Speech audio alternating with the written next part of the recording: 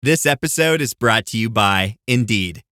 When your computer breaks, you don't wait for it to magically start working again. You fix the problem. So why wait to hire the people your company desperately needs? Use Indeed's sponsored jobs to hire top talent fast.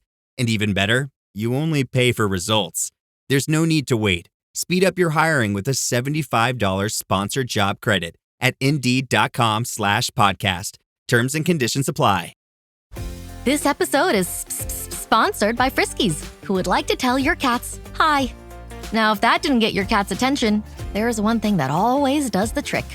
Just pour some Friskies crunchy food in the bowl and you'll hear those paws come running. Works every time. With so many Friskies choices, you can always bring your cats running from their secret napping spots. There's always more to explore. See for yourself at Friskies.com or visit your local store. The McDonald's Snack Wrap is back. You brought it back. Ranch Snack Wrap. Spicy Snack Wrap. You broke the internet for a snack. Snack Wrap is back. Ba-da-ba-ba-ba. Welcome to the New Books Network.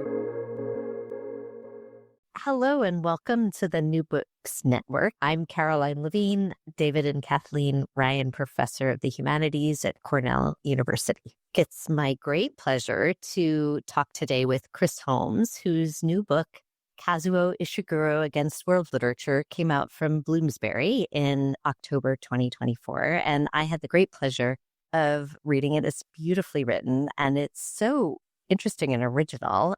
It seems like it's got these kind of two interwoven strands, and I'm going to ask you, Chris, to start talking about those strands, but this is how I understand them, so correct me if I've gotten it wrong.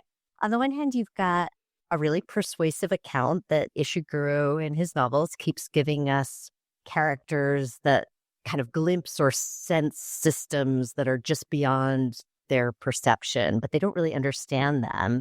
And they can't get a grasp on them, even though they're being constrained and even, as you say, sometimes enslaved by these systems. But again and again in his novels, they don't resist, they don't rise up. But what you argue is that they do enact a crucial kind of knowledge, what you describe as limit thinking. So that's one strand. And then that's woven together with this other really fascinating strand around world literature, because Ishiguro is kind of a darling of world literature. His book travels across borders. It's a commodity that's bought and sold thanks to global capitalism. It's been translated, born translated, as Rebecca Walkowitz would say. It won the Nobel Prize, the biggest international prize. He himself is born in Japan, but raised in Britain. So he says he doesn't belong in either place. That seems like a kind of world literature identity. But you say his characters move so little. They're so constrained. They're practically immobile. And so what you're giving us is an argument about why these two things go together. So let me introduce you really quickly. You're Chris Holmes, Associate Professor and Chair of the Department of English at Ithaca College, and help us understand how the two strands go together. Well, you spoke of them just perfectly, and I'll just say a little bit more about them, which is that Ishiguro, for me, when I became convinced that I wanted to write a book about him, it was when I started to understand him as having a really singular project across all of his novels. And I do feel like this is the thread that ties them all together, even though they are many times very different from one another, is this idea of presenting us characters who are so clearly constrained by larger systems, world systems, we might even call them global systems, but have no way of having a vantage on what those systems are, how those systems control them and constrain them, other than understanding that they are in some way deeply and profoundly constrained. And this seemed to link in all these interesting ways to the notion of world literature, this thing that's been around, as David Damrosch and others have proven for a very long time, this way of thinking about texts as mobile, but also thinking about the things that happen within texts as themselves kind of echoing the transits and roots of the world and world capital and the way the culture moves. But that, for most people, our sense of the world is not that. and our sense of the world is something much more constrained, much more limited, and that world literature as a field of study seemed to want to dodge that a little bit and to want to speak about these big systems as something that, both we as readers, but also the novel and its form and its characters were aware of in an intimate way. It's so compelling because, as you say in the book, world literature is such a vast and sprawling object. Like, how do you get a handle on it? Well, the problem is you really can't. So Ishiguro to the rescue. He helps us to see how we can't and get a handle on it. At what point you say that world literature has an object problem and a subject problem? Could you say a little bit more about that? Yeah, and it's something that even the major practitioners of world literature today in its third, fourth, or fifth iteration, whatever we're on now, they will admit that trying to have a set of objects that you want to call world literature is so problematic because it is automatically, it's a kind of making an in-group and an out-group, making choices about texts based oftentimes on those very systems that end up constraining other kinds of writing. So the moment we say Ishiguro, who has every platform in the world, is a text of world literature, where we're saying that kind of lesser-known Hokkaidoan writer who's, writing in a dialect that's never going to get translated and just isn't in some way. Even though many of those practitioners would say, yes, we want to pay attention very closely to those kinds of writers. And they're doing due diligence and they're trying to be aware, but it's simply a question of scale. And Ray Chow very beautifully talks about how the moment you start getting into the texturing of what counts in that scale, you produce a Pandora's box of infinites. So you study Chinese literature, but which Chinese literature and what kind of Chinese and when was that Chinese spoken? And it just becomes, a mise en abîme that never ends. And so trying to figure out what the object of world literature is just such a, it's a bugaboo. It's a problem for the field. And then the subject of world literature operates in a way for those of us who read something and want to speak about literature as worldly or as mobile, or becomes its own issue because we look for things that act like what we call this ideal of world literature. So we look for subject positions that act in a way like global commodities, like ideas that are on the move, and if we're always doing that, then we will find the subject position that we want to, and then we can just attach the label, and that's great. And so both of those things are kind of a big problem for world literature and something that Ishiguro seems to take on directly. I love that answer. And it makes me think about how academics ourselves are often pretty worldly and pretty mobile. Sometimes we have to be, we don't want to be. And so we're already more tempted to take on the subject positions of worlds of cosmopolitan. That's so true. And yet there's so many people who are stuck in place in the world, right? I mean, that's actually the more, apart from the forced migrations that are happening, there are a lot of people who can't move. And so Ishiguro is kind of capturing the experience of, what is it like to try to understand why you're stuck for just such a kind of everyday problem, it seems like. I was wondering about, as I was reading, to me, it's so exciting that you focus on one writer in order to illuminate these vast and sprawling problems. It seems like you're kind of enacting what Ishiguro is arguing, which is to say we can only know these systems via the limited perspective of one person. And I was thinking about Gloria Fisk, whom you also cite in your book as another writer on world literature who goes by way of one writer. And I just wondered if you could talk about why the single author book. It's not so standard as it used to be. No. And so I'm wondering why you made that choice and how you came to it. Frankly, it was a little scary because I feel like you're exactly right, that it's not, it holds a lot less weight than it once did. And there are certainly authors, even more canonical than Ishiguro, who it's still sort of acceptable to spend, I'm thinking like Wolfe or James or something like that. But in contemporary literature, it's a rarity.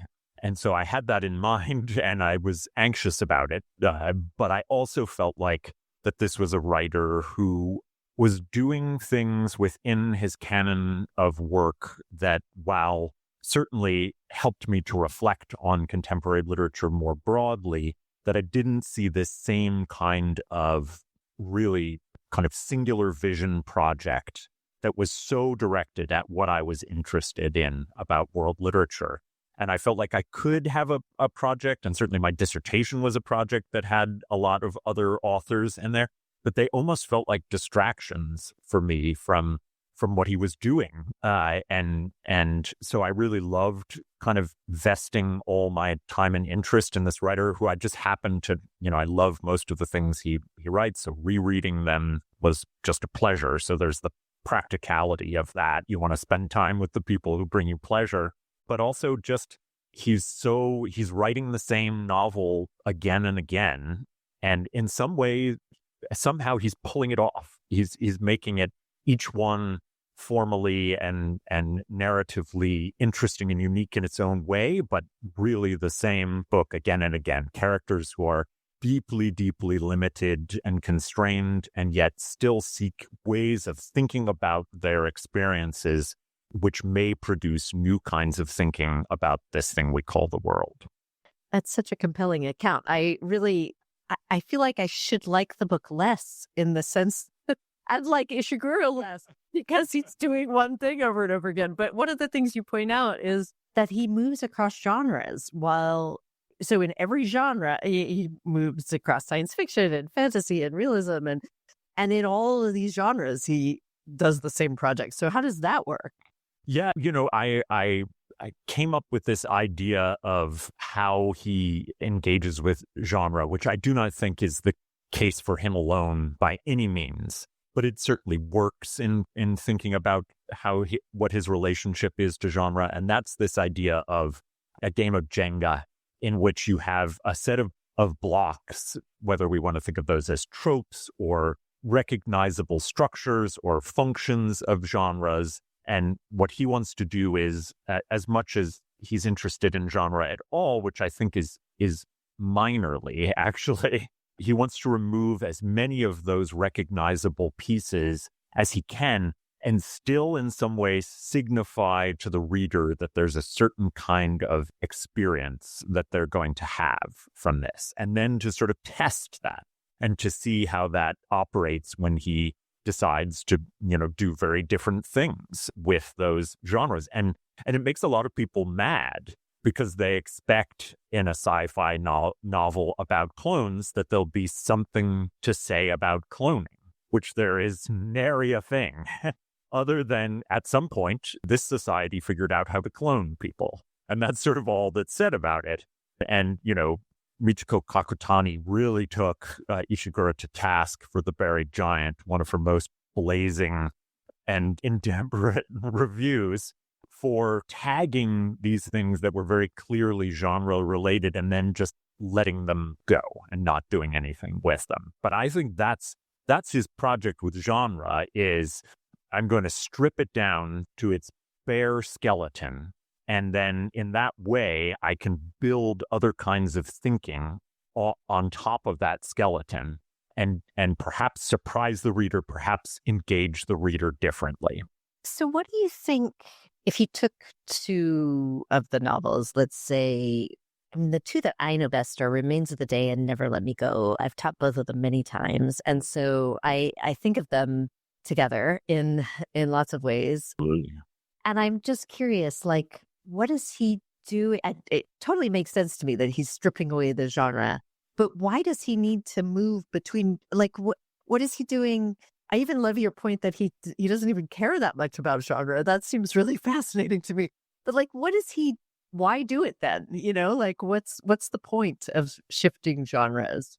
I think he thinks of them in the way that we might think of constraining forms of poetry, where they offer some constraints formally and in the way that they offer the world that he then can use as kind of a sounding board. So the Manor House novel, there's enough of that, the tropes of that form in his Remains of the Day and his genre work there, that we know, for example, that he will be contained within this house as a butler, that he's really, even when he goes outside of it, he said, I see the best of England within the walls of the house. So he even refuses to he kind of puts blinders over it himself when he's out on his little car journey.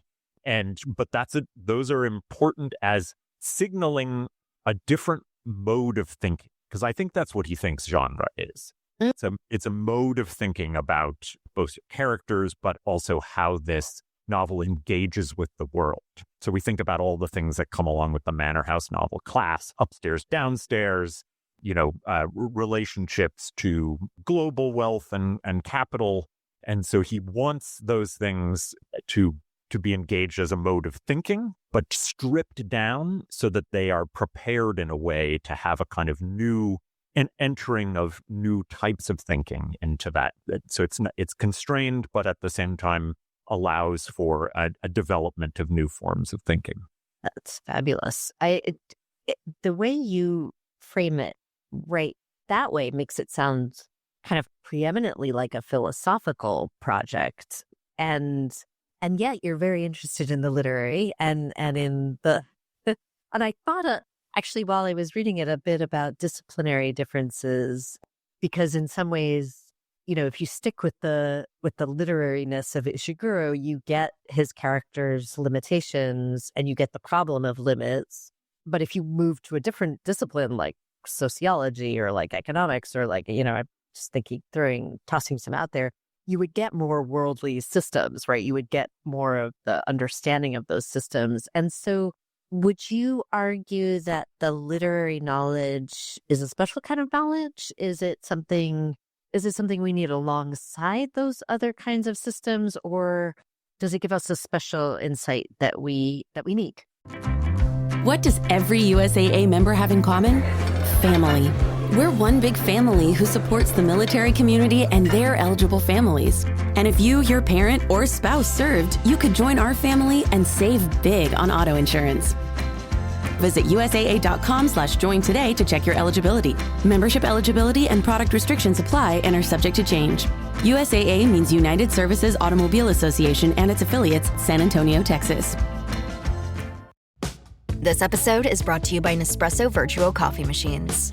Ready to enjoy the bold flavors of barista-quality Nespresso iced coffee at home? Simply fill a glass with ice and press the brew button on your Virtuo Pop machine to enjoy rich double espressos roasted to stand up even when chilled. Refreshingly bold iced coffee. Refreshingly easy to make at home. Visit Nespresso.com to shop now. I like the way you're thinking about the idea of it as alongside, because that very much is how I think of limit thinking as something that happens in this way, as a brushing up against of these other modes of inquiry. So, and here I draw so much from your thinking in forms, which was just so helpful to me in understanding what I wanted to do with a literary way of building thinking and maybe perhaps ultimately knowledge that would brush up against and exist alongside sociological, political forms of knowledge about the world. And that even as the characters are in many ways incapable of understanding those political systems and sociological systems as other than constraining, we are asked to brush up against them and to engage them in a kind of active thinking, one that doesn't foreclose things and presume already pre-existing knowledge about the worlds of these books, but that asks us to engage with them. That really sounds like one of the things that I was thinking as I was reading, which is it's very dialectical. That is, you run up against the limits, which then kind of push you beyond them in running up against them. And I thought about Adorno as a kind of surprise. Like I was expecting it to be an Adornian book, but I wonder if that speaks to you at all. Are you a reader of Adorno? Does Adorno figure for you as an important influence? Yeah, I mean, even when not thinking about Adorno, Adorno has so kind of colonized my understanding of so much about the world, and I feel like there are aspects, especially with, like, for example, in Never Let Me Go, the interpolation that's happening with Kathy constantly sort of reaching out and saying, are you part of this system? How was it where you were? What was, tell me the characteristics of your system so that I can make you a subject of mine. And that even the very question of is Kathy speaking to her future carer now that she is done with her caring time, or is she speaking to someone that she is seeing through that process? In either case, it's a subject-making dialectical relationship that is kind of signaled throughout the novel. So absolutely, even when I'm not talking about Adorno is there in spades. As I was reading, I mean, you have a very rich bibliography, and so it's partly for me to try to kind of, I don't know, understand you through these kind of major figures that I also constantly thinking with. And I thought about Jameson too, and the difficulty of cognitive mapping in postmodernism. And I'm just kind of curious whether you think that what Ishiguro is doing is very specific to our own moment. I mean, part of what I was wondering about is, if we start in the 1980s when Ishiguro begins this project, he's still doing this. And so what is the historical condition that produces this project? Or is there a way in which this is something that spans the moment, let's say, it's a moment of neoliberal domination, certainly since the 80s to now. And so is that your framework, or do you have a different idea of the sort of historical condition that Ishiguro is responding to? That's a question that I really like, and at the same time is still difficult for me, because I feel like perhaps a failing of the book is that I don't make clear exactly how a historical moment or period is generative of this particular project, other than to say that in the various chapters, I do hone in on things like corporate thinking and the idea of corporate personhood as something that is longue durée across many epochs, but is ramping up to the point of being at its apotheosis. And so that probably when Ishiguro was writing in the 1980s, he was feeling very much this sense of a kind of infinite privatization of all things, including beings, certainly. But that by the time we get to Clara and the Son, where you have the literal sort of buying of thinking sentient beings as purchasable, privatizable things, he's seeing the kind of accentuation of those of that moment that he was tracking from early on.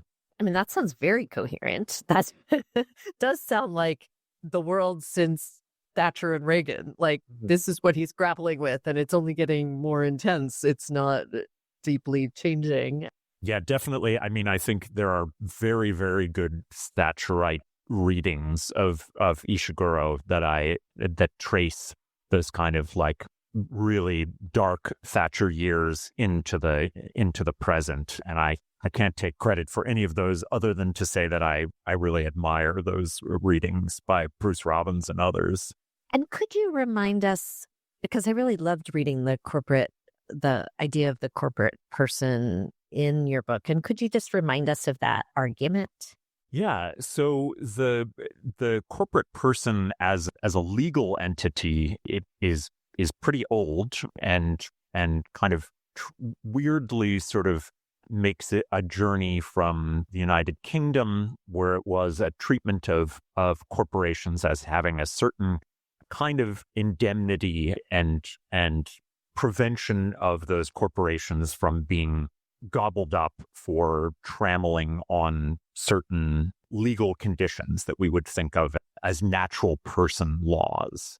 And so it's sort of lightly sketched in the UK and then comes to the United States and basically over the course of the late 20th century becomes this really almost science fictional. And that's what I guess when I want to argue that part of the reason why Ishiguro is interested in that genre is because it becomes very science fictional, the way that the United States invents a corporate body that can have faith, that can have First Amendment rights, that can live in perpetuity, but have rights that prevent it from in any way having to stand for the duties that a legal natural citizen must adhere to in the United States law.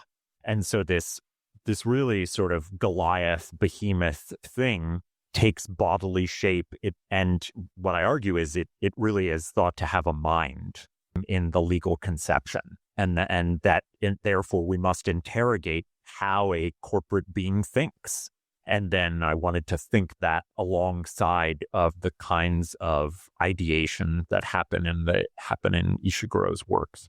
And so I love the idea that the corporate person is a kind of science fictional person, certainly a fictional one. Science fictional, even better, in the sense that kind of not of the world that I inhabit or shouldn't be of the world that I inhabit, but something that comes artificially from elsewhere and is imposed on us. Is it, so your book is organized into 3 parts: object thinking, clone thinking, and two-mind thinking. And is corporate person thinking just one of those, or is it stretched across all 3? I think it's, it operates in the book seemingly in this way in which it's kind of constrained into one of those forms of thinking, but I really do think it crosses all of them in one way or another, because you can't think about the objects of the global capital without understanding the ways in which corporate personhood allows for the transit of those objects in ways that require the oppression and suppression and limitation of so many people involved in the making of those goods. And so as a kind of arbiter of how objects move, the corporate person is so much more powerful than any president or prime minister. And we see that more and more as, sort of the American oligarchy is upon us. But even those oligarchs, they are really subject to even their own corporate monoliths. And so it operates there. It operates as really the kind of archetypal single mind thinking.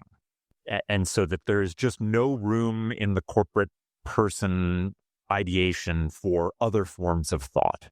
They are distracting. They limit what the corporate person can do, and therefore there has to be an absolute singular mode of thinking that can't include employees or shareholders even.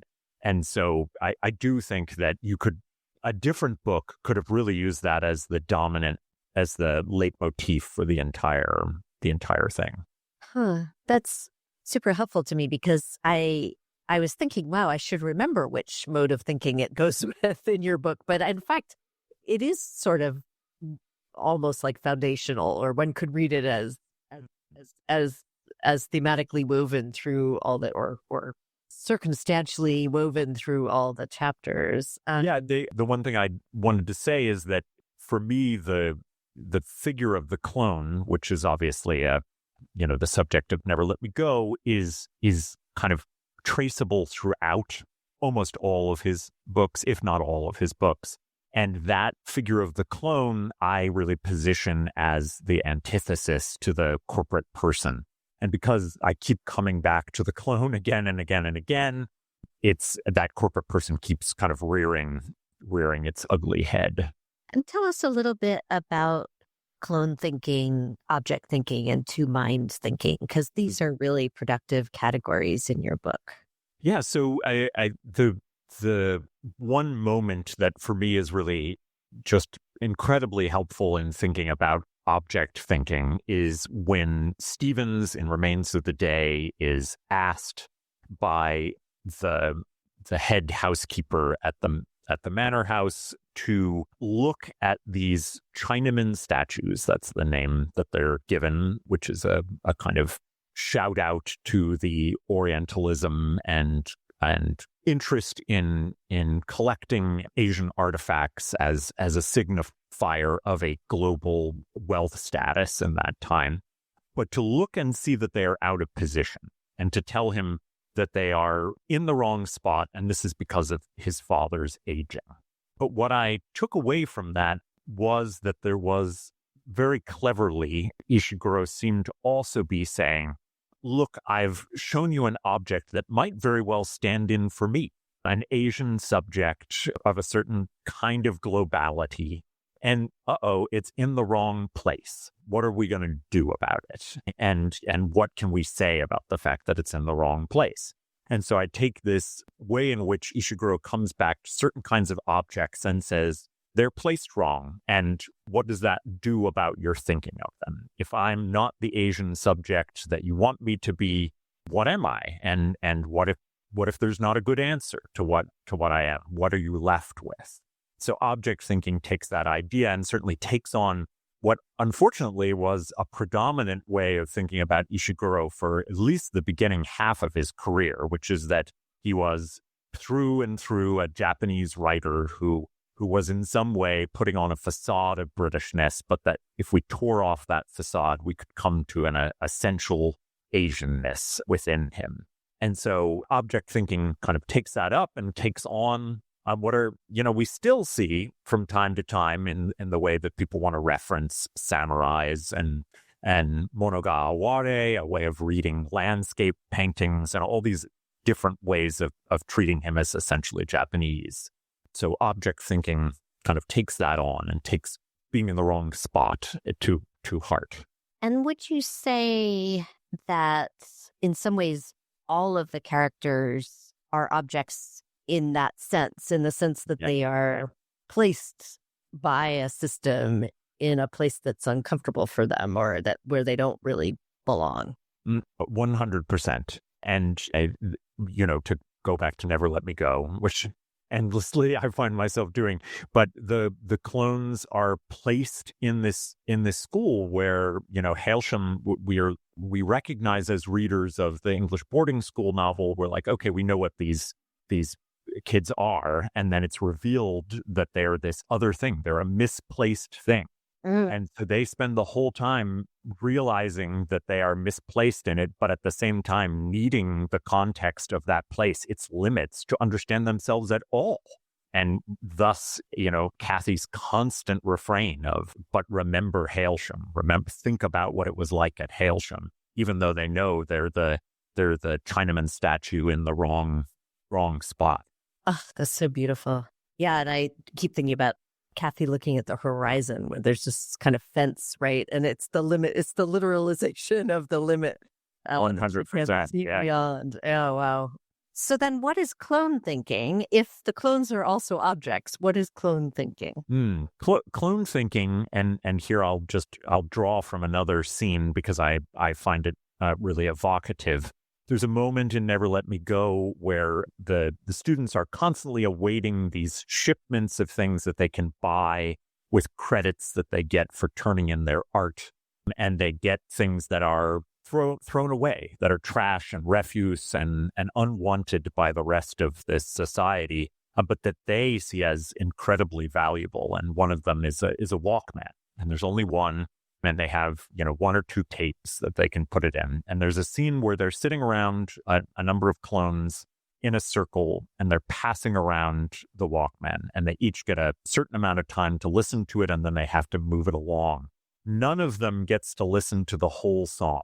So in a way, you could say, oh, this is this lack, and it, maybe it's metaphorical for the clone's lack of being a true human.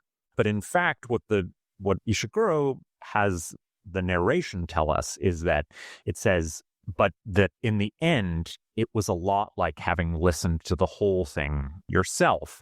And there's this collective thing that is happening there, a kind of sharing of a thinking into being of a new thing. In this case, it's a new song that has to do with your limitation. You can't have the whole thing. And clones are not going to have the whole life. They're not going to have the job and the experiences out there. So what are you left with? And does it leave you something that might be generative? And it seems like that these kind of, and here I'm really thinking of your work again, but these forms, these social forms that take place in the novel are themselves generative, not of expected and understood ways of thinking, but of very new ways of thinking.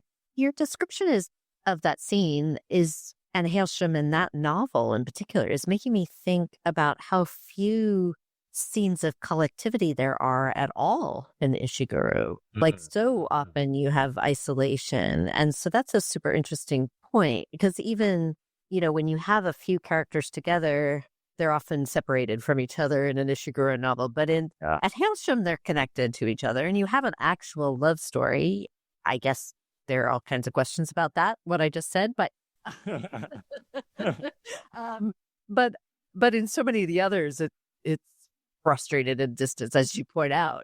I mean, even when Miss Kenton seemingly is about to break into the jail cell room of Mr. Stevens and to have an intimate moment with him and to think about what he's reading, and he's so closed off then and can only think of walls as the thing that preserve him rather than this relationship and commonality, which would have absolutely freed him and preserved him in a much different way. But you're so right that scenes of collectivity are very, very rare in Ishiguro, and that's perhaps why I glommed on to that one so tightly. And it's productive in a different way, or it shows us what a clone's kind of experience of being only a part of something can ever be, something like that it's limited even more than the ordinary limitations that let's say those of us who think of ourselves as full humans have. The clone has less of that and yet can still connect to the system beyond themselves by being collective, by being together. Yes. Yeah. That's really nicely said. So tell us now about two-mind thinking, because that's the third of the categories. My cat Freddie loves to be brushed and cuddled. But stirring up his cat allergens meant sneezing and itchy eyes. Then I found Purina One Live Clear. It's cat food that reduced the major allergen and my suffering in as little as 21 days. Now, we feel closer than ever. If you have issues with cat allergens, you really need to try Purina One Live Clear. Try new Purina One Live Clear today. Purina One, a difference from day one. With a major selection of the looks your kiddos love, starting at just $4 in the Walmart app, a new school year means a stylish new them. Who knew? Find skater skirts and Crocs that say, I'm casual but cool. Sparkly sneakers that say, it's my classroom, you're just learning in it. And preppy polos that say, I'm the teacher's pet, even if they're mommy's menace at home.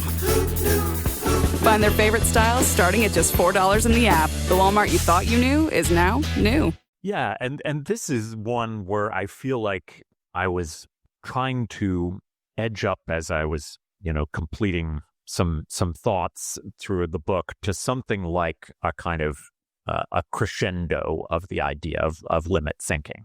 And that is that the ways in which Ishiguro seems to invite even these limited solitary characters to understand, even if they are not in a communal form, that there is other thinking happening alongside them, and that there is a potential there, even if it is ultimately untapped.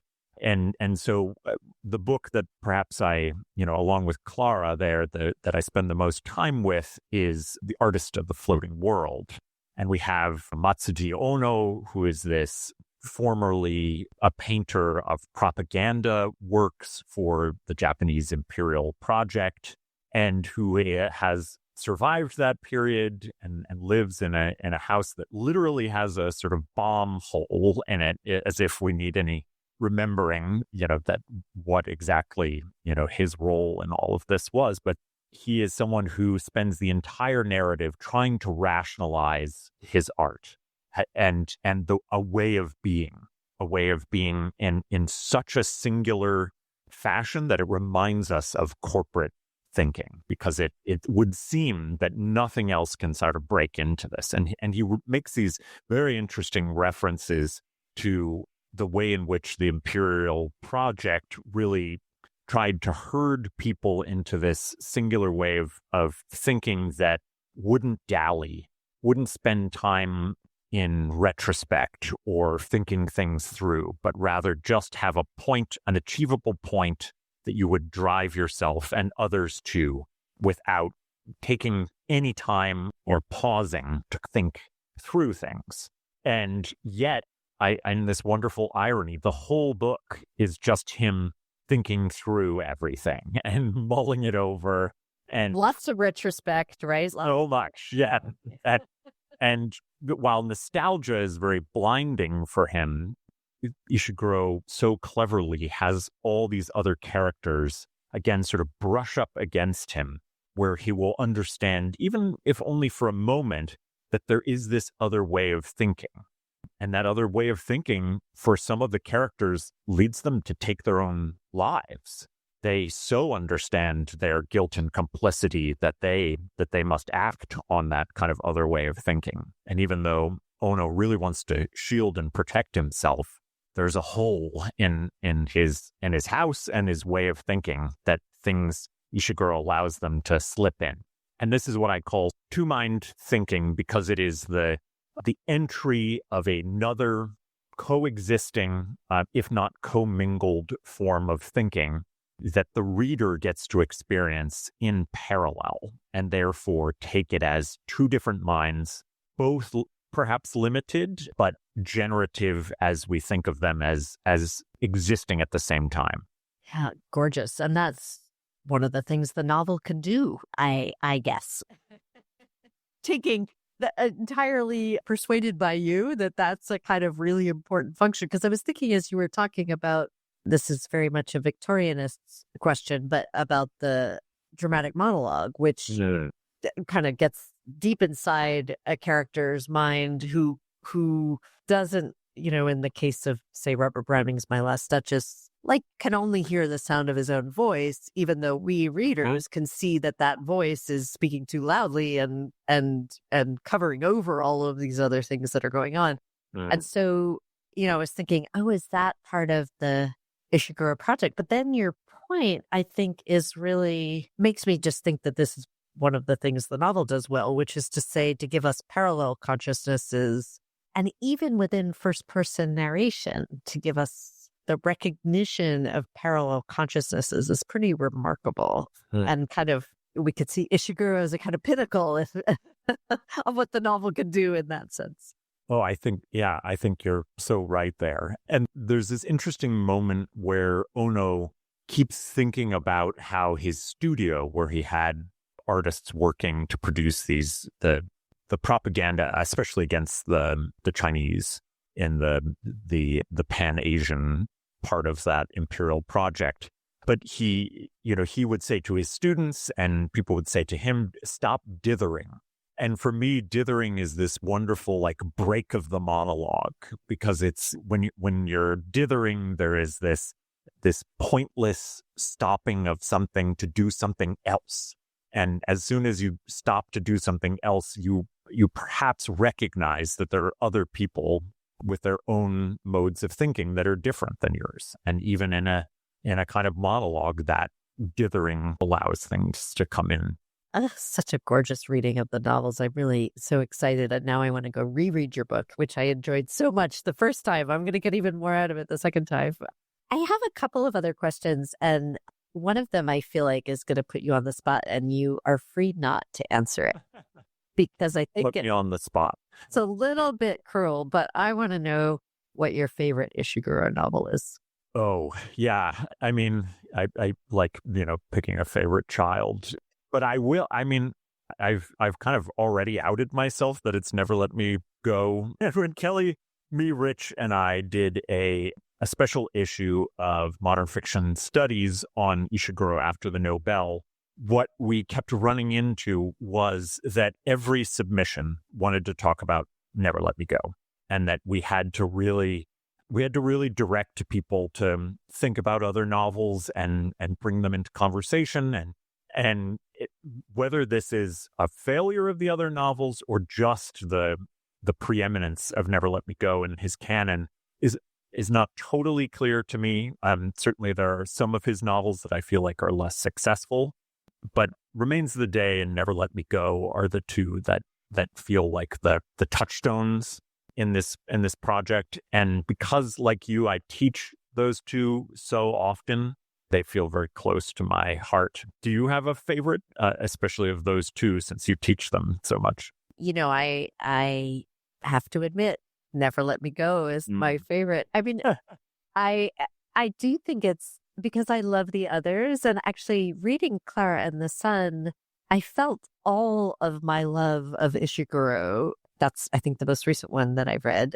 And yet I kept thinking, didn't Never Let Me Go already do a lot of this? I felt bad because I do think Clara and the Sun is a different project, but there was something about it that felt like I'd been there before. Mm-hmm. And so, part of what I'd like to do, I think, is to learn what Clara and the Sun and to think about it as its own project. And you can help me do that, I'm sure. But I do think Never Let Me Go is a kind of, magnificence that I can go back to it. And it always has something new in it. It always has something I want to talk about in it. And I guess also, Remains of the Day, when it came out was it 1989, felt unbelievably important for kind of post-colonial thinking and for thinking about kind of a narrow British worldview in a colonial context. But I feel like I got used to that now. People have been talking about that. Yeah, that's so true. So it's not really fair to Ishiguro for that to be a less important phenomenon in literary history. But no, but you're right, because everything that won the Booker Prize for about a decade after that book was doing the same thing. Yes. So, it's like picking a favorite child. But I love the way your book does weave the novels together as a singular project, because that makes it less tempting to say, I just want to read this one, or I just want to teach that one. I also love the moment early on when you talk about a student's reading of Ishiguro as one of the ways that you kind of crystallized your own thought about him, when the student says something about it's like being on a map where you can't see the map, or something like that. And you get to feel that there's a map, but you don't get to see its parameters and borders. I just love that, partly because it's always so exciting to see how the classroom can nourish the scholar. And that. Oh, yeah. Teaching that first seminar just on Ishiguro as I was trying to finish this book was really the best decision I ever made, because in many ways it probably wouldn't have gotten finished, or at least not in the timeline that it did, without that class. Yeah, that makes so much sense. So my other question just has to do with COVID, which I love the way you start the book, or early in the book, you could talk about COVID. And I feel like it's time to reflect on the relationship between literature and COVID. And I just wonder if you could tell us about that, what the connection is for you between Ishiguro and the COVID experience. Yeah. So, a lot of this novel or this book was written, I just did what all my students do, which is call every book a novel. When I was finishing and writing substantial part of this book, we were all isolated inside. And yet I probably had the most profound thoughts about global entanglement that I've had in my entire life. And I just thought, what a strange, ironic thing that not being able to see anyone and being stuck inside and being physically limited made my mind stretch to global connections and the way in which you couldn't ignore the fact that we were connected because it might kill you. And it certainly was visible to us in ways on maps of infection, those constant visuals that we would get of spread and infection and death. I remember looking at a a visual depiction of Queens during its worst moment and seeing how much of Queens was infected and thinking about that borough, which is larger than many, if not most, cities in the United States, and that kind of connectivity and how deadly it was, but also how much it reminded us how much we depend on each other, and how the idea that we are in some way isolated or, on our own is always a kind of fallacy, and that we just depend so heavily upon each other, often in very good and restorative ways, but sometimes in difficult ways. And so COVID ended up being, for better or for worse, a really great illustration of what I was trying to think of, with limitation that prompts us thinking about a thing that I couldn't understand the way that this virus had started as much as I would have wanted to, but I knew that it gave me a sense of interconnectedness that almost nothing else in my life ever had. And an impossibility of seeing the whole, even as a desire to constantly see the whole and map it and map our place in it and try to understand where we were in it. Yeah. Yeah. Making Ishiguro the great theorist of COVID. Yeah. Wow. And that, I think we're about to have just a sort of wave of, COVID reflection books, and they'll all be sort of coming at it from a different tack. But I think inevitably they will be thinking through that irony of isolation and interconnectedness all at once. Well, I'm so thrilled to have had this experience of interconnectedness. It's been Me too. A really fun conversation. Thank you for your time. And I so encourage the world to go out and buy the book, Kazuo Ishiguro Against World Literature. Thank you so much, Caroline. It is a special pleasure to get to be interviewed by someone whose work I so admire, and someone who I happen to know, and luckily I get as a friend. But your questions were just really thoughtful and made me rethink a lot in the book, which is the best thing I could hope for this. So thank you so much.